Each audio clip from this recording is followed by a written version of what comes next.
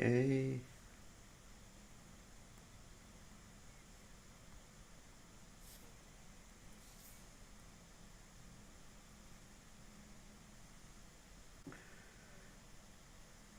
Make sure that we're live.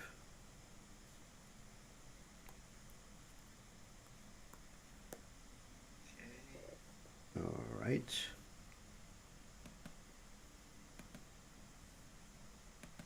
Wait a second.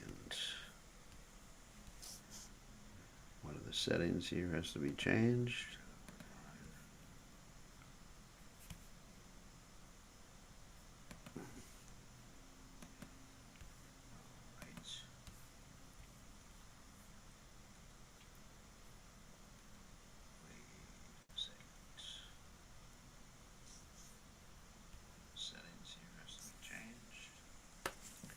Okay, we are ready to roll. Okay, that's good.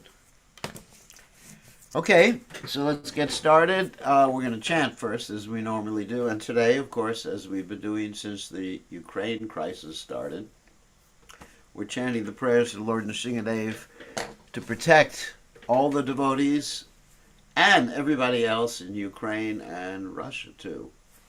So, give me a second.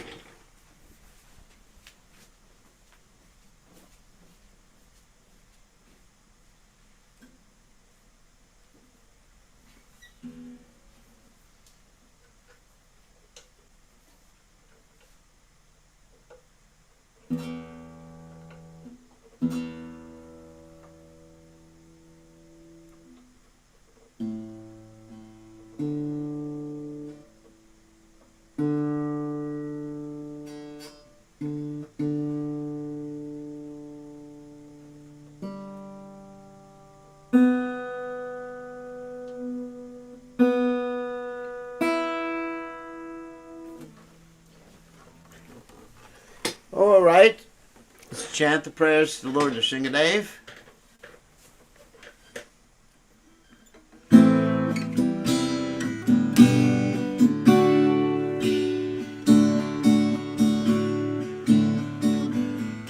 Namaste Nrsinghaya, la Doyune, Hiranyakashi, Urvakshata, Chilatamka, Kolaye, Ituna Singa, Maratuna Singo, Yatoya, Mitatuna Singa, Bakina Singo, Ridayena Singo, Swingamatim, Shanambrapa Joy, the Shingamatim, Shanambrapa Joy, Shringamatim, Shanambrapa Joy.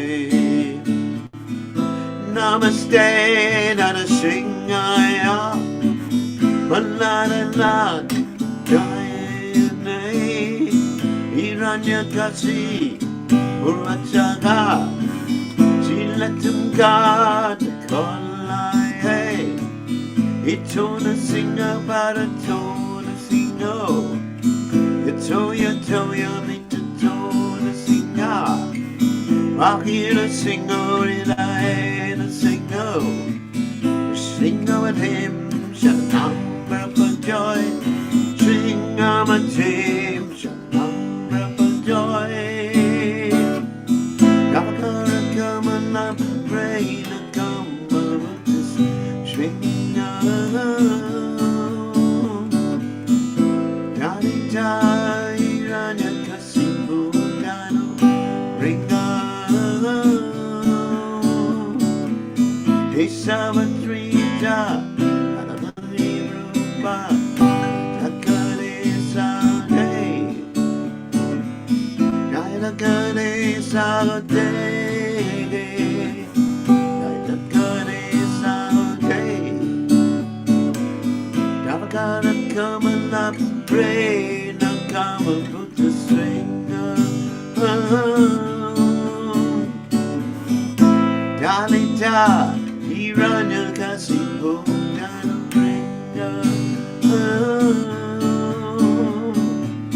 Isavatrita,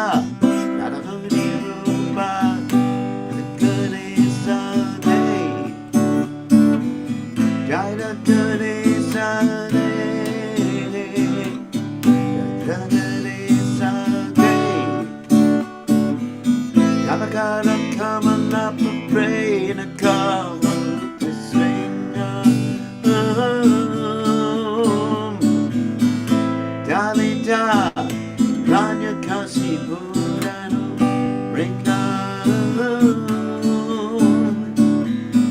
Isawatrita Narahati Rupa Kakare Sante Jaya Gare Sare Kakare Sare Jaya Singadev Singadev Singadev Singadev Singadev Singadev Singadev Jaya Singadev Prabhupada Prabhupada Prabhupada Jaya Prabhupada Jaya Prabhupada Prabhupada Prabhupada Jaya Prabhupada Haribo Haribo Haribo Jai Om Vishnupad Paramahansa Parabhigacharya also Teta Satashi Shimad His Divine Grace Abhaya Chalanana Bhaktivedanta Goswami Srila Prabhupada Ki Jai ISKCON Founder Acharya Srila Prabhupada Ki Jai Vendakoti Vaishnava Vrinda Ki Jai Namacharya Srila Haridas Thakur Ki Jai Prem Se Gaho Shri Krishna Chaitanya Prabhu Nityananda Shidwaita Gadadha Shivasati Gaur Bhaktavrinda Ki Jai Shri Shri Radha Krishna Gopi Gopinath Shyam Kunda Radha Kunda Giri Govardhan Ki Jai Vrindavanam Ki Jai Mathuradam Ki Jai Jagannath Swami Ki Jai Yamunamai Ki Jai Shrimati Tulasi Devi Ki Jai Samaveda Bhakta Vrinda Ki Jai Gaur Premananda Hari Hari Bol. All glory is the assembled devotees. All glory is the assembled devotees. All glory is the assembled devotees. All glory is to Shri Guru and Gauranga Srila Prabhupada Ki Jai Gaur Premananda Nama Om Vishnu Padaya Krishna Prastaya Budale Shrimati Bhaktivedanta Swami Namani Namaste Saraswati Devi Gauravani Pacharni Nivashesha Shunyavadi Paschatcha Tejatarni. So we're going to continue with our reading of the Sri Caitanya Caritamrta. We're on the 25th chapter right now, beginning with text 10, and the 25th chapter deals with Lord Chaitanya Mahaprabhu's conversion of the Mayavadis in Benares, and that's the last chapter in the Madhya Lila of the Chaitanya Caritamrta. After that we go to the Anjalila. Anjalila deals with Lord Chaitanya Mahaprabhu's final pastimes and the pastimes of many devotees like Haridas Thakur, Raghunath Das Goswami, and others. So it's a wonderful part of the Chaitanya Caritamrta. So, Maganat Timidandasha Garanjana Shalakya Chakshuram Miritam Yena Tasmai Shri Gurave Namaha. I offer my respectful obeisances unto the lotus feet of my spiritual masters, Divine Grace A.C. Bhaktivedanta Swami Srila Prabhupada, who so kindly opened my eyes with the torchlight of knowledge while I was blinded in the darkness of ignorance. So, let's share the screen.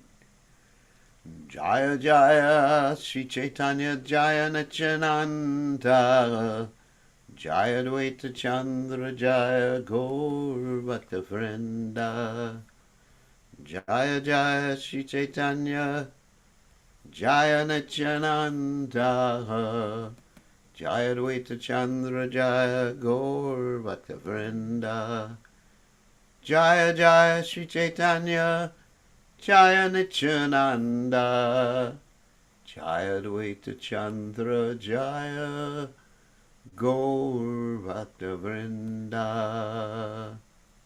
Okay, we're just about set up. So this is text 10 and chapter 25 in the Sri Chaitanya Caritamrta, Madhya Lila, chapter 25. So the Varanasi Vasahamara Hayas Sarvakale Sarvakala Dukkha Pava Ihana Karile. I shall have to reside at Varanasi for the rest of my life. If I do not try to carry out this plan, I shall certainly continue to suffer mental depression. Ooh. Eta chinti nimantrila sanyasira gane tabe se vibraila mahaprabhu sane. Thinking like this, the Maharashtrian Brahmin extended an invitation to all the sannyasis of Varanasi. After doing this, he finally approached Sri Caitanya Mahaprabhu to extend him an invitation. So, what's going on here is this Maharashtrian Brahmin, he had to reside at Varanasi, and Varanasi is the place of all the Mayavadis, and he had to hear all this garbage from their mouths. So he wanted Lord Chaitanya Mahaprabhu to really rectify them, to change their outlook and opinion so that he would have some good association. So he invited Lord Chaitanya Mahaprabhu, and also all the sannyasis of Varanasi must have a pretty big house to do that.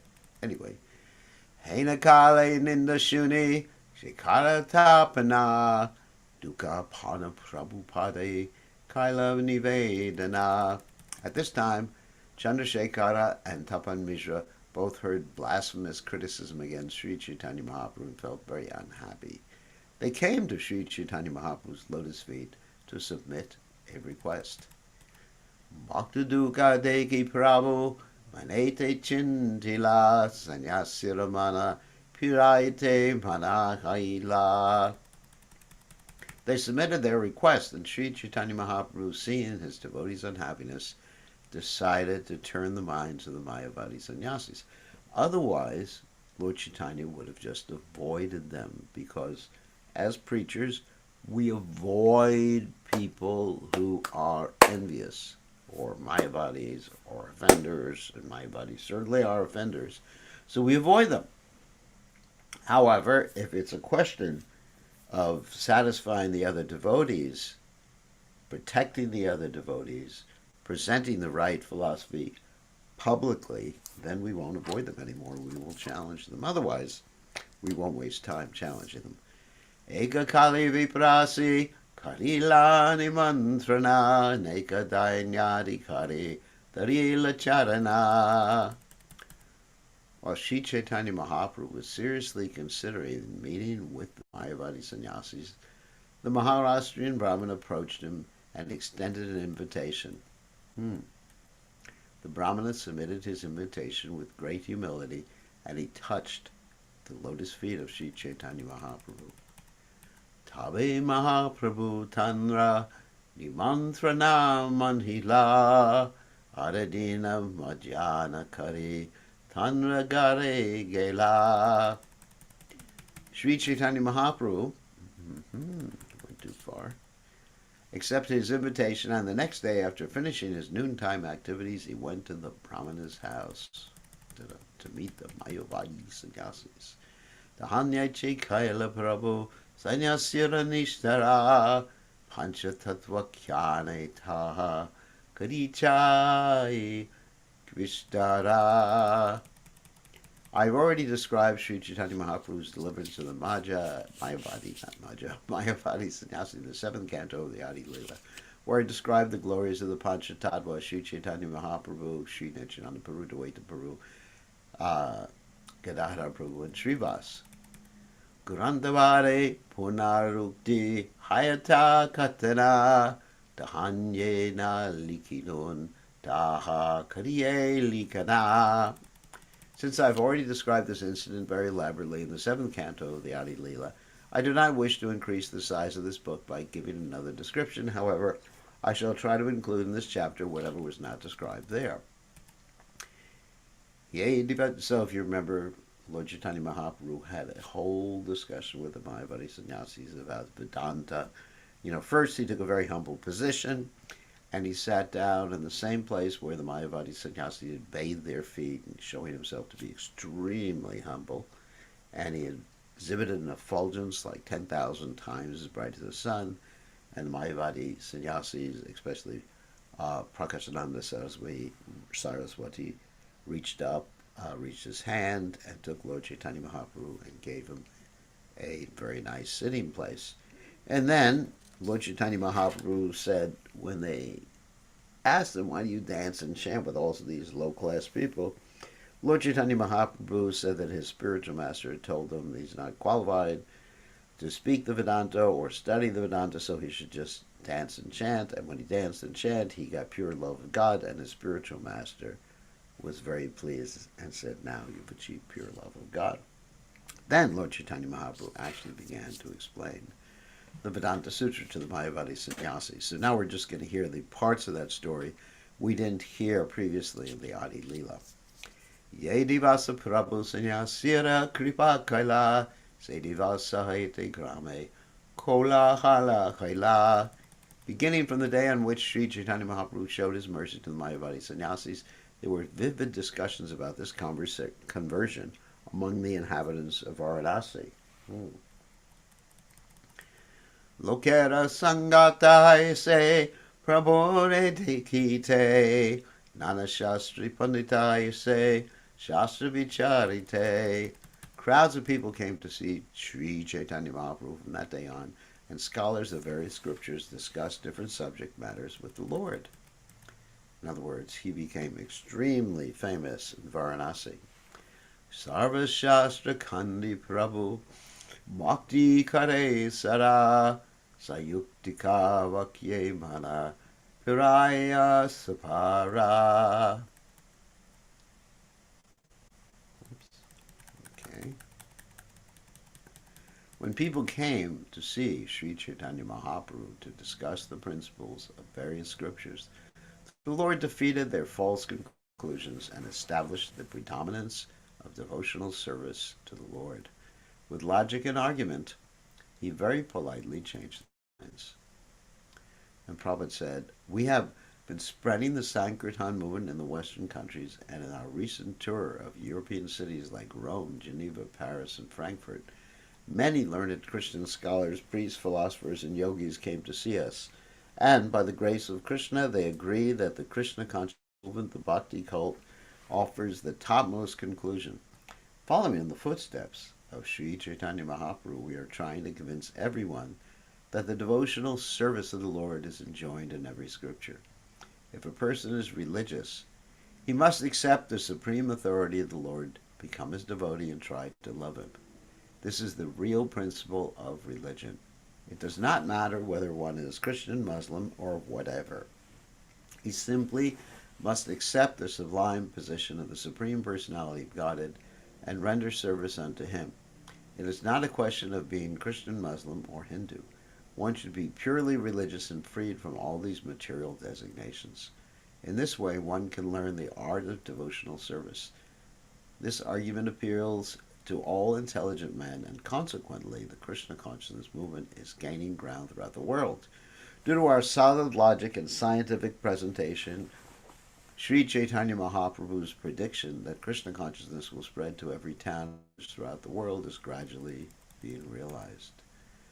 Upadesha lana kare Krishna sankirtan sarva lokahase gaya karaye nartana. As soon as people received instructions from Sri Chaitanya Mahaprabhu, they began to chant the Hare Krishna Maha Mantra. Thus everyone laughed, chanted, and danced with the Lord.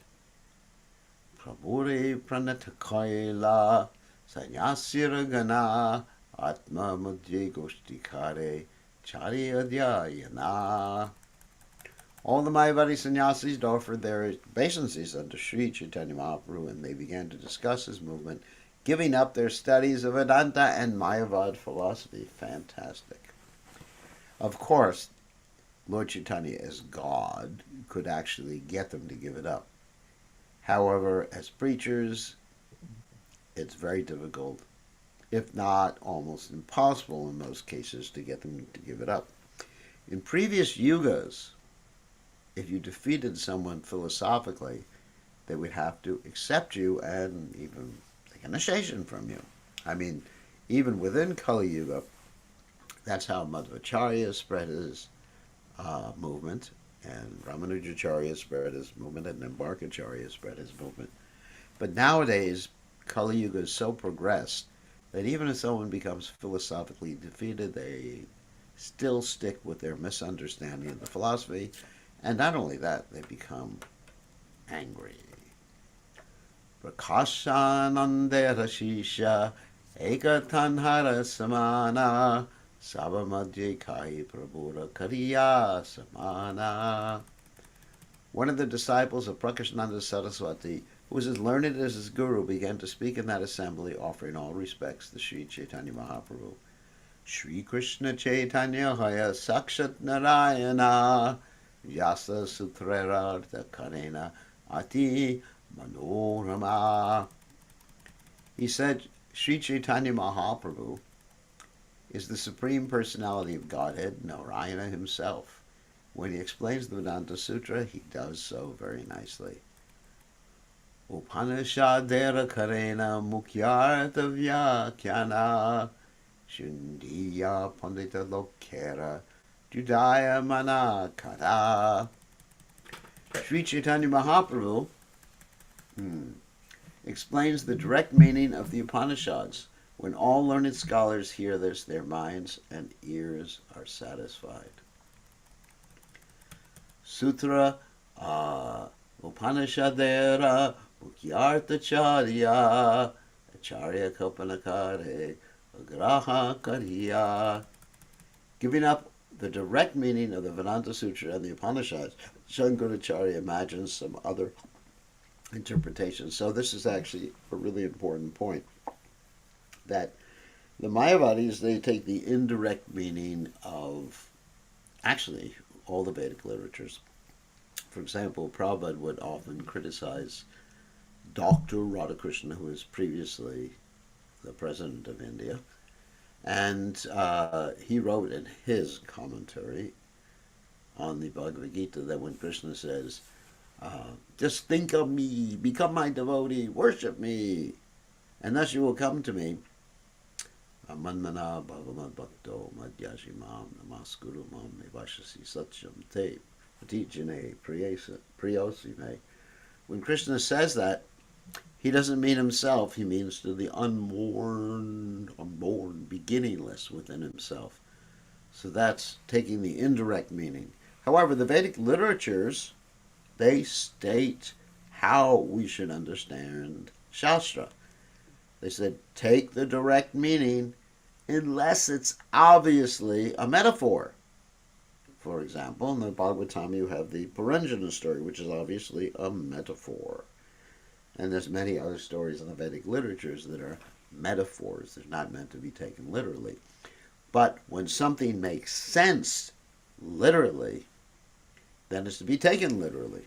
And the example given in the Vedic literatures, which Srila Prabhupada and the other acharyas gave, was that if you say, go see Mr. So-and-so, whose house is on the lake, if you take it literally, that means his house is on the lake. And usually people don't have lake houses like that. But actually it means his house is shore of the lake. So you don't take it literally. Okay. So those are the cases where the literal sense doesn't make sense, and the metaphorical sense may make sense. But if something makes sense literally, logically, then it's accepted. And the Mayavadis, they would actually, and Shankaracharya especially, he would take the non-literal meaning of the Vedic verses and make his own meaning up. So what's the use of reading the Vedas if you're going to give your own meaning? Like Mahatma Gandhi gave his own meaning to the Bhagavad Gita, and he said the Bhagavad Gita is a text on nonviolence. It's not a text on nonviolence, it's a text on devotional service. And Arjuna is encouraged to be violent to protect his kingdom, his rights, and his brothers, and establish religious principles, which is Krishna's duty. And Krishna sometimes is a little violent himself. If you read the Bhagavatam, you'll see that. Acharya kapita karta ye pandita shune mukhe haya haya kare hridaya namane. All the interpretations of Shankaracharya are imaginary. Such imaginary interpretations are verbally accepted by learned scholars, but they do not appeal to the heart. Shri Krishna Caitanya Vakyadrita Satchamani Kali Kale Sannyase Samsara Nahi Jane. The words of Sri Krishna Chaitanya Mahaprabhu are firm and convincing, and I accept them as true. In this age of Kali, one cannot be delivered from the material clutches simply by formally accepting the renounced order. And I can tell you that's a fact. When I took sannyas, I didn't become delivered. I'm delivered, if I am, by chanting Hare Krishna.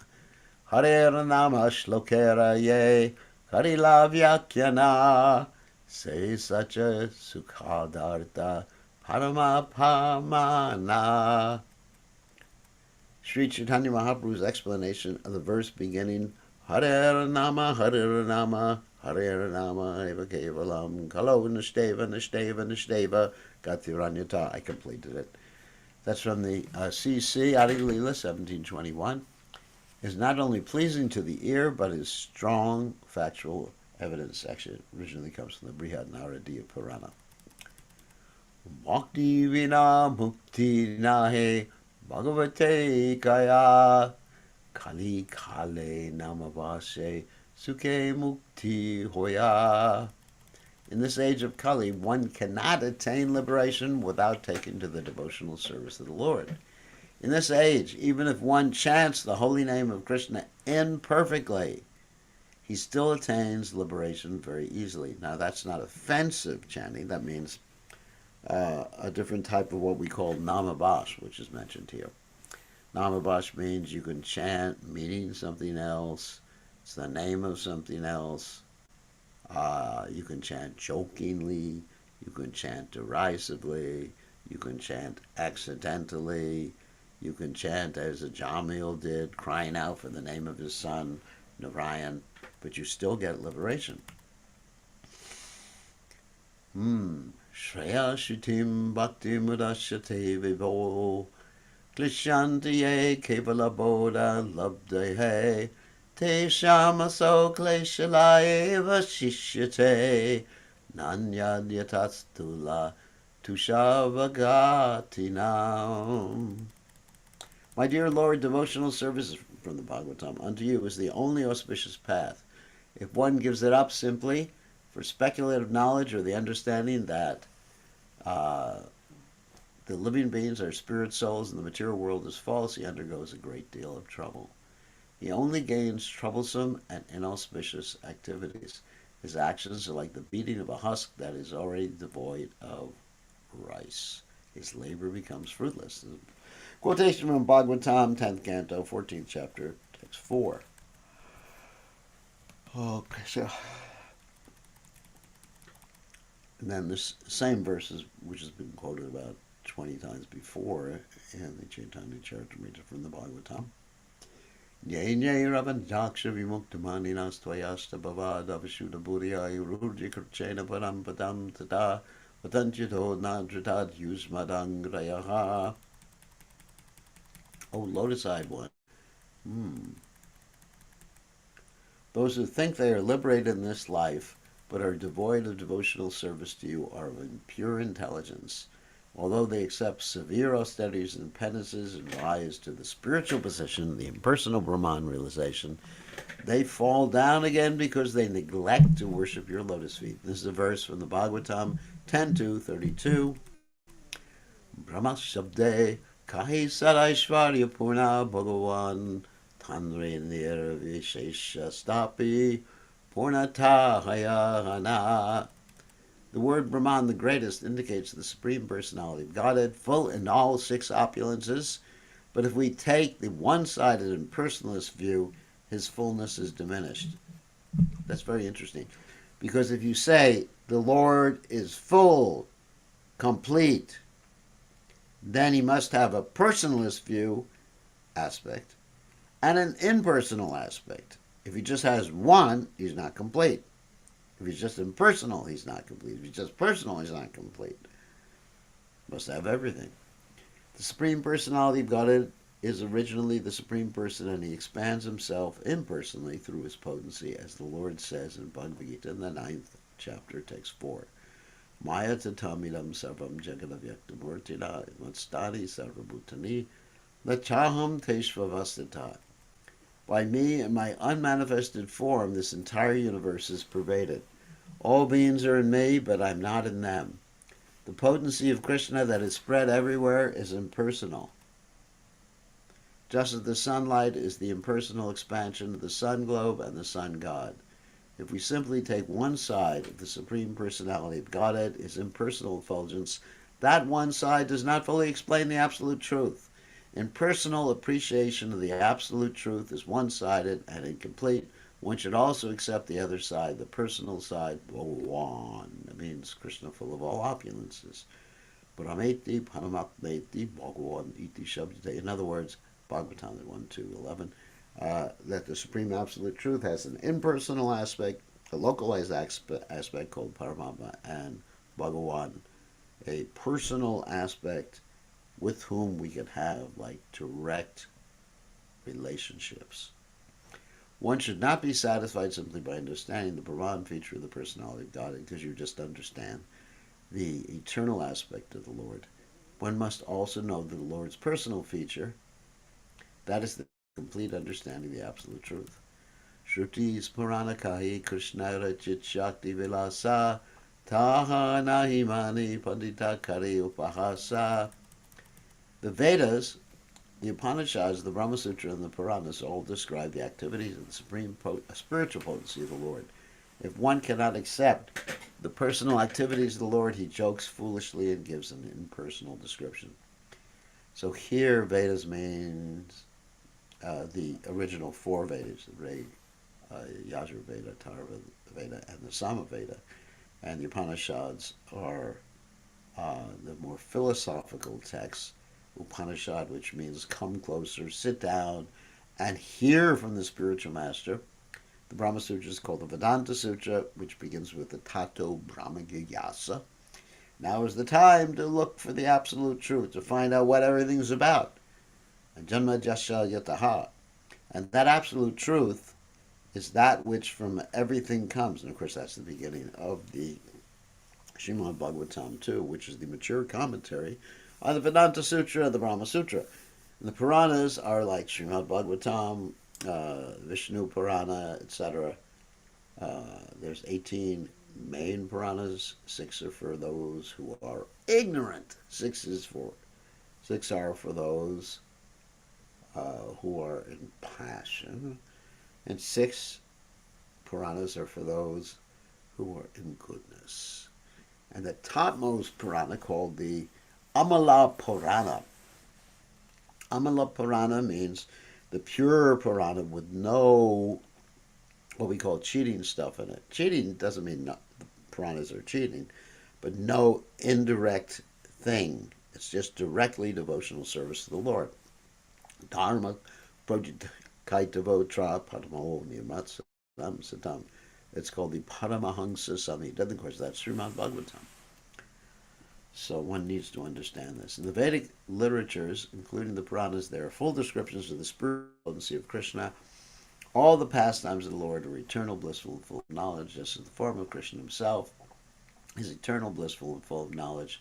Satchidananda Vigraha, Brahma Samhita 5.1. Unintelligent people with a poor fund of knowledge compare their temporary bodies to the spiritual body of Krishna, and by such foolishness they try to understand Krishna as one of them.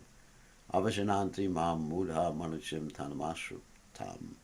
The Bhagavad Gita 9.11 points out that foolish people think of Krishna as one of them. Not understanding his spiritual potency, they simply decry the personal form of the absolute truth, foolishly thinking of themselves as jnanis, that means big thinkers, cognizant of the complete truth. They cannot understand that just as the material energy of the Lord has a variety of activities, the spiritual energy has variety also. They consider activities in devotional service the same as activities in material consciousness. Under such a wrong impression, they sometimes dare joke about the spiritual activities of the Lord and his devotional service. Rascalitos. Chidananda Krishna Vigraha Mayika Karimani Evada Papa Satcha Chaitanya Ravani. The Mayavadis do not recognize the personal form of the Lord as spiritual and full of bliss. This is a great sin. Sri Chaitanya Mahaprabhu's statements are actually factual. And remember, all these statements that are being made here in these verses are coming from one of the chief disciples of Prakashananda Saraswati. So he got converted. Sri Chaitanya Mahaprabhu's movement especially aims at defeating the Mayavadi conclusion of the Absolute Truth. Since the members of the Mayavad school cannot understand the spiritual form of the Lord, they incorrectly think the Lord's form is also made of material energy. They think that he is covered by a material body just like other living beings. Due to this offensive understanding, they cannot recognize that Sri Krishna's personal form is transcendental, not material. Their conclusion is a great offense at the lotus feet of the Lord. As explained by Sri Chaitanya Mahaprabhu, Sri Krishna has his eternal blissful form that is full of knowledge, and all Vaishnava acharyas accept this. That is the proper understanding of the Absolute Truth. Nata Parama Parama Nata Param Parama Yad Bhavata Swarupam Anandamatram Avikalpam Avedivarcha Pashami Vishvajjam Mekam Vishvam Atman Bhutendriyat Makam Adasta Upashritosmi. O Supreme One, the transcendental form I have now seen is full of transcendental bliss. It is not contaminated by the external energy, is full of effulgence. My Lord, there is no better understanding of you than this. You are the Supreme Soul and the creator of this material world, but you are not connected with this material world. You are completely different from created form and variety. I sincerely take shelter of that form of yours, which I am now seeing. This form is the original source of all living beings in their senses. A quotation from Bhagavatam 3.9.3. And it was spoken by Lord Brahma, who perfectly realized the Supreme Personality of Godhead after meditating upon the Lord within the water of the Garbhodaka ocean. Brahma realized that the form of the Lord is completely spiritual. This is certainly a better understanding of the Absolute Truth than the impersonal understanding. Drishtam Shutam Bhuta Bhavad Bhavishat Stashnushcharishnur Mahad Albakamba Vinachutad Vastu Taram Navacham Saeva Sarvam Paramatma Bhutaha. Lord Shri Krishna, the Supreme Personality of Godhead, is the cause of all causes. He is past, present, and future. And he is the movable and immovable. He is the greatest and the smallest. And he is visible and directly experienced. He is celebrated in the Vedic literature. Everything is Krishna, and without him there is no existence. He is the root of all understanding, and he is that which is understood by all words. And this is verse also in the Bhagavatam 10:46-43 is spoken by Uddhava when he came to pacify all the inhabitants of Vrindavan during Krishna's absence.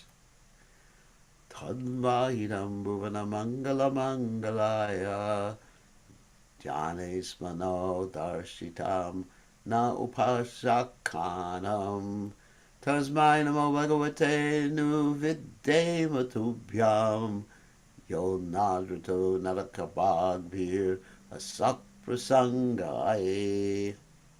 Whoops.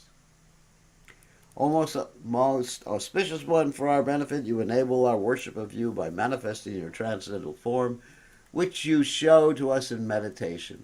We offer our respectful obeisances unto you, the Supreme Person, and we worship you, whom impersonalists do not accept due to their poor fund of knowledge. Thus, they are liable to descend into a hellish condition. This is a quotation from Srimad Bhagavatam 3.9.4. Now, the reason all these quotations are there is that, like a lawyer, Krishnadas Kaviraj Goswami, actually following in Lord Chaitanya Mahaprabhu's footsteps, is establishing that the impersonalist point of view is not upheld in the Vedic literatures. In fact, quite the opposite. The personalist form is upheld. So in order to prove something, just like a lawyer, of course we're not talking about ordinary lawyers, but just like a lawyer has to prove something, in order to do that, what does he do? He quotes from the law book. And our law books are the Vedic literatures. So that is our epistemology. Oh my God, there's a big word. That means, how do we know what we know? What's there in the Vedic literatures? Guru, Shastra, Sadhu. In other words, we have checks and balances. The Guru says something. Okay, Guru Maharaj, where did that come from? Okay, here's the verse. And then the Sadhu is consulted. Is that right, that verse? Is that right, the Guru's understanding of the verse? The Sadhu says, yes. So, three things. Guru, Sadhu, and Shastra. Just like we have three branches of government, which don't always work so well. The executive, legislative, and judicial branch. Executive means like president, vice president. Legislative means Congress in America. And judicial means, here come the judge. No, judicial means the court system. And, of course, the ultimate authority in the United States is what? It's Krishna. No, I wish it was Krishna. The ultimate authority is what's called the Supreme Court in interpreting law. Of course, the Congress, and in conjunction with the President, can write new laws and change laws, but they're constrained by the Constitution. Now, also the Constitution can be changed through a whole process, which we're not going to get into right now. So there's different checks and balances, and nobody really is absolute. Even the Supreme Court is not absolute ultimately. And the Congress is certainly not absolute, and the President is certainly not absolute, because there's different processes to check and balance each branch of the government. In the same way, there's certain processes to check and balance each branch of our spiritual authority. Now, here's the verse from the Bhagavad Gita. Avajananti mamuda manushim tanamashrutam panam bhamam janato mambhavuta maheshwaram. Fools disrespect me because I appear like a human being. They do not know my supreme position as the cause of all causes, the creator of the material energy. It's a quotation from Bhagavad Gita, obviously, 9:11. Another verse. Na tannaham dishata kururan samsareshu naradamam shipam yajasram ashuvan asurisheva yonishu. Wow, that's what happens with them.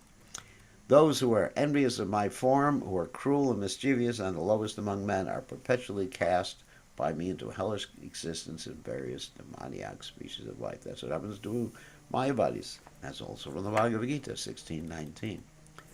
Sutrara parinamavada tahanan manya vivartavada stape vyasa brantabaliya.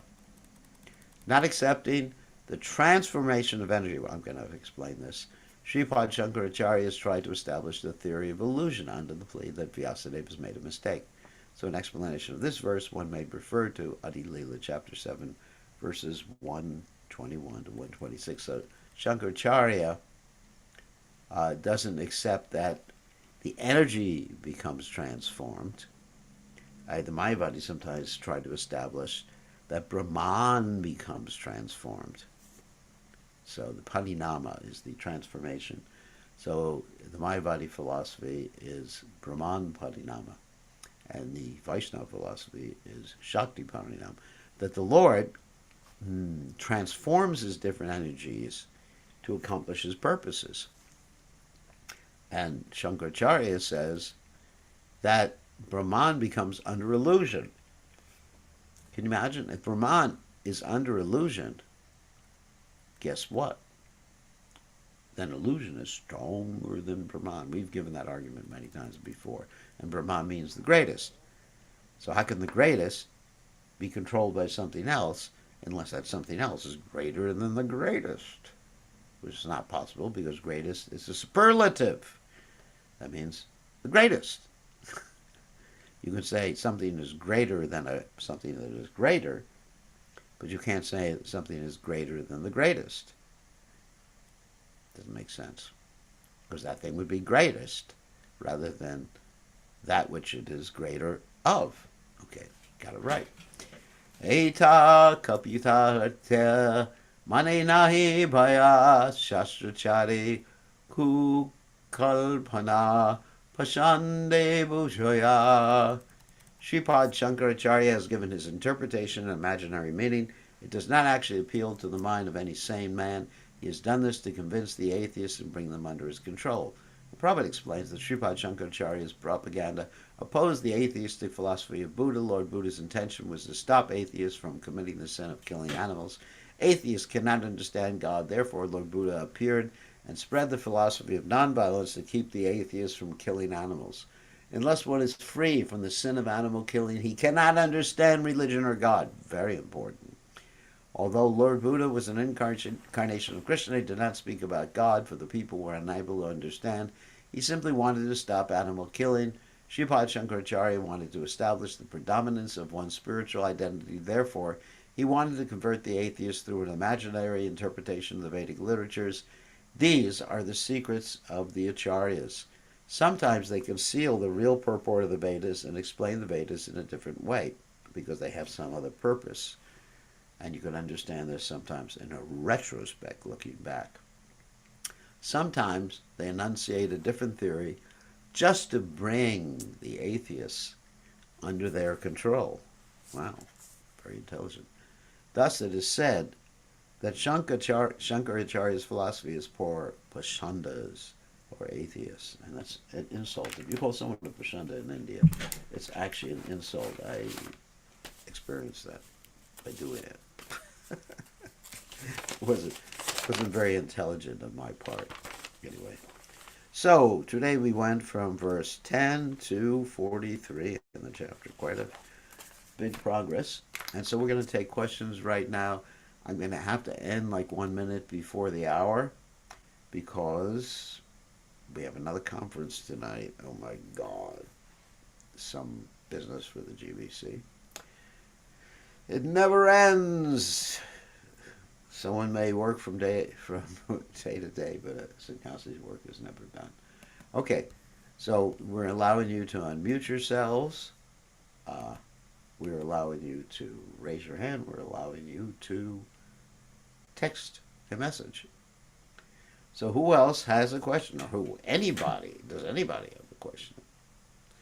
Raise your hand, unmute yourself, or type a question. Otherwise we end early. We're giving everybody an opportunity. So in other words, raise your hand, or I think you got it, right? Raise your hand, or type a text message, or unmute yourself. Going once. Going twice. Oh, Chitraleka. Buenos días, señora. Buenos días, señor. Tú puedes, how do you say, unmutico yourself? I did it. Say that. Okay, please receive my humble obeisances. Yes, Maharaj. I was wondering, well, it is said that we should chant the holy names as if we were begging, as a baby crying for his mother, her mother. Sometimes, and it is commonly when I'm feeling distressed, I can actually connect to that begging mood.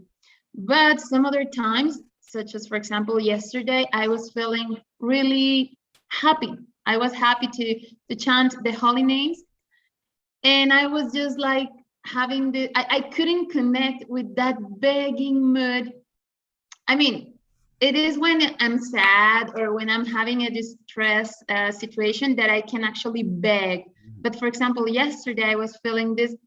I am happy to pronounce Krishna's names, and I'm only just that, happy to hear the sound. But I was thinking like, not that I should be begging, right? But I'm not feeling like this begging mood. I don't know.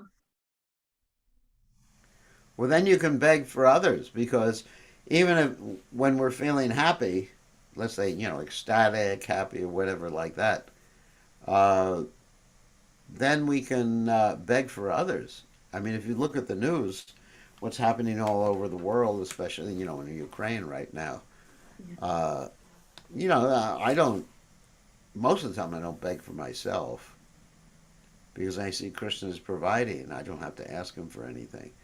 But I'm actually begging for others. Krishna, help these people, help these poor conditioned souls, help these people who are suffering in this world. And that should be a main impetus. It's not that begging always has to be based on yourself. It can be based on, in most cases, based on others. And you see so many other people suffering. I mean, either in your country or in other countries, or uh, all you got to do is read the news. Whew. Yes, I mean, once you yes, read the I news, didn't then you. mean, yes, I get that message. Anyway, it is incorrect to actually like approach the holy names in this like happy mood, like Krishna, I'm here No, happy that's to fine. chant your name. Then, yeah, that's fine. Oh no, no, that's completely all right. Happy, what's called grateful. Grateful, yeah. Yeah, grateful. I think that's what you're pointing out. To approach the holy name in a grateful mood.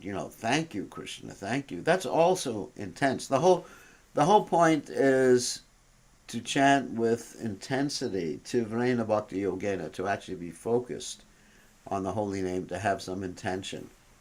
Either you're expressing gratefulness, or expressing appreciation, or expressing uh, desire for someone else, or desire for yourself. I mean, there's so many different ways that you can actually emotionally focus on the holy name through your heart.